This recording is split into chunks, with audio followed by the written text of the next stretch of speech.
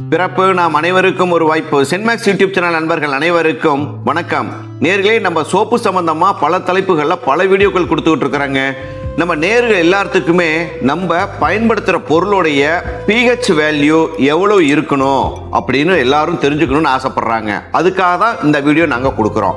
ஓகேங்க, நம்ம தேங்காய் எண்ணெய் சோப்புக்கு என்னென்ன பயன்படுத்துகிறோம் பாருங்க. நம்ம பயன்படுத்துறது வந்து தேங்காய் எண்ணெய். தேங்காய் எண்ணெயோட pH எவ்வளோ தெரியுங்களா இருக்கும்? 4லிருந்து 5 வரையிலும் இருக்குங்க pH வேல்யூ. ஓகேங்க, அடுத்தது விளக்கெண்ணெய் பயன்படுத்துகிறோம். விளக்கெண்ணெயோட pH 4லிருந்து 5 இருக்குங்க.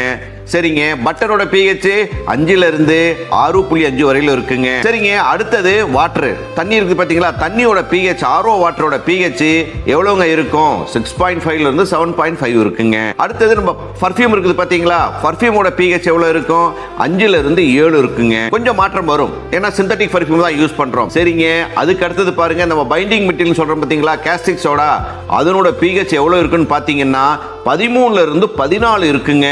பாருங்க, இவ்வளோ ஹார்ம்ஃபுல்லாக இருக்குது. அதனால தான் அதை நம்ம கேர்ஃபுல்லாக பயன்படுத்தணும்.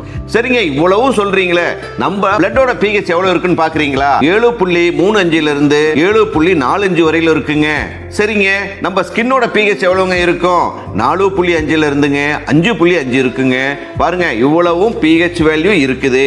அதனால நம்ம ஒரு பொருள் மேலே பட்டு எரியுது அப்படின்னா அதுல வந்து காரத்தன்மை இருக்குதுன்னு அர்த்தங்க. அதனால தான் ரொம்ப கேர்ஃபுல்லாக நம்ம ஹேண்டில் பண்ணணுங்க. அதனால எப்போதுமே நம்ம தேங்காய் எண்ணெய் சோப்பு வந்து பாத்தீங்கன்னா pH லெவலை செக் பண்ணிட்டு தான் நம்ம பயன்படுத்தணும். அதுக்காக தான் உங்களுக்கு சொல்றோம். சரிங்களா?